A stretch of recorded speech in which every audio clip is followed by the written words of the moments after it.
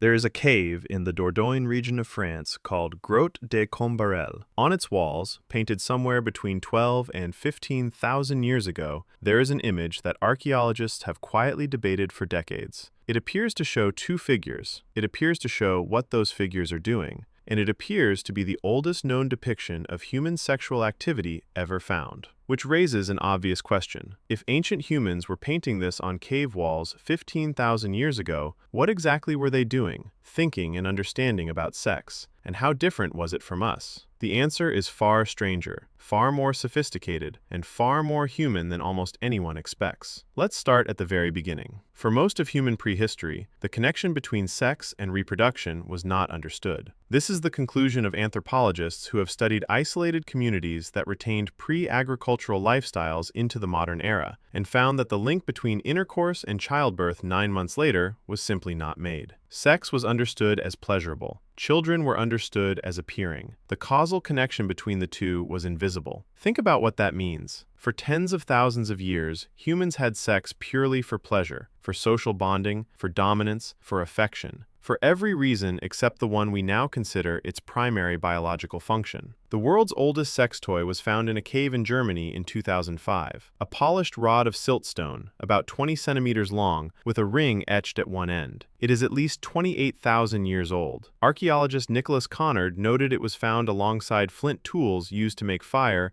and a bone flute, one of the oldest musical instruments ever discovered. So 28,000 years ago, in a single cave in what is now Germany, someone was making music, making fire, and making things for sexual pleasure, all at the same time. Primitive is perhaps not the right word. More than 200 Venus figurines have been found across Europe and Asia, the oldest dating to approximately 35,000 years ago. Small carved figures of women with dramatically exaggerated features, large breasts, wide hips, prominent bellies. The Venus of Hohl-Fels, discovered in 2008 in Germany, is the oldest confirmed human figurine ever found. Archaeologist Nicholas Connard described it as one of the most sexually charged objects from the entire prehistoric record.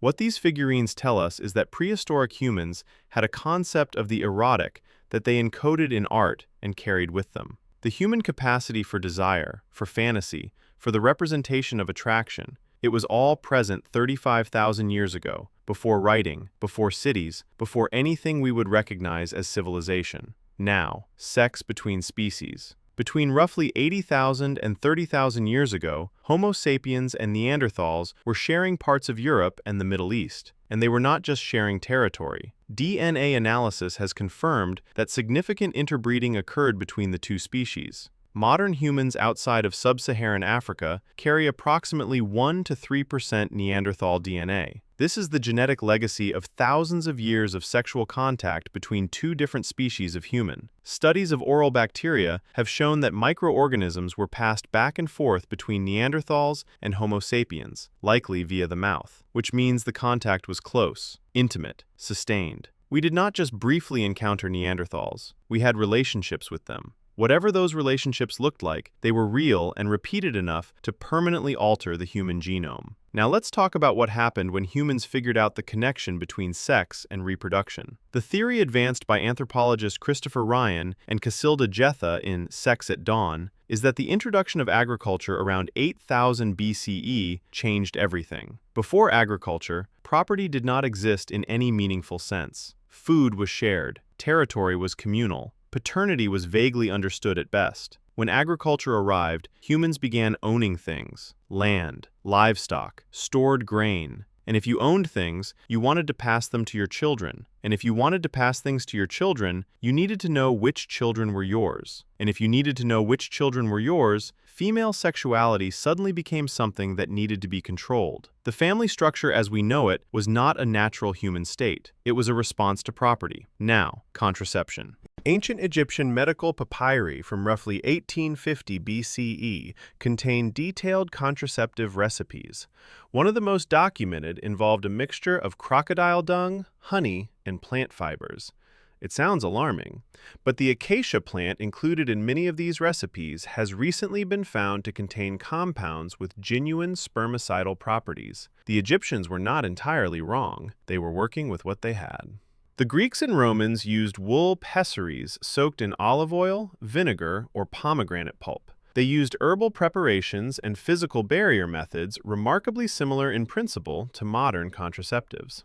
Ancient humans were not passive about reproduction. They were actively trying to manage it thousands of years before any modern option existed. Now, homosexuality in the ancient world. The earliest evidence of a same-sex couple comes from ancient Egypt, circa 2400 BCE. Khnum-Hotep and Nyankh-Khnum were buried together in a shared tomb, their images showing them nose to nose in the intimate pose typically reserved for husband and wife. The inscription describes them as joined in life and in death. In ancient Greece, male homosexuality was not merely tolerated, it was institutionalized. There was no distinction between gay and straight in the ancient world because the concept simply did not exist. Sexual behavior was categorized by role, by status, by age, but not by the gender of one's partner. Ancient Egypt stood apart from both Greece and Rome. Egyptian culture valued female sexual autonomy, allowed women to divorce, and celebrated mutual pleasure in marriage. Sexuality was sacred rather than shameful. Female pleasure was not an afterthought. It was acknowledged and medically addressed in documents nearly 4,000 years old. The La Marche caves in western France contain drawings approximately 14,000 years old that researchers have compared to prehistoric bathroom graffiti. They show sexual acts in explicit detail, activities that would not look out of place in any modern context. The people who drew these were recording what they knew, what they did, and what they found interesting enough to put on a wall 14,000 years ago. The ancient world also had sexually transmitted infections. Egyptian medical texts refer to genital infections as secret diseases, suggesting that even in 1500 BCE, there was stigma attached to sexually transmitted illness. The shame around certain aspects of sex is itself ancient. It predates every civilization we have a name for. Here is what all of this adds up to.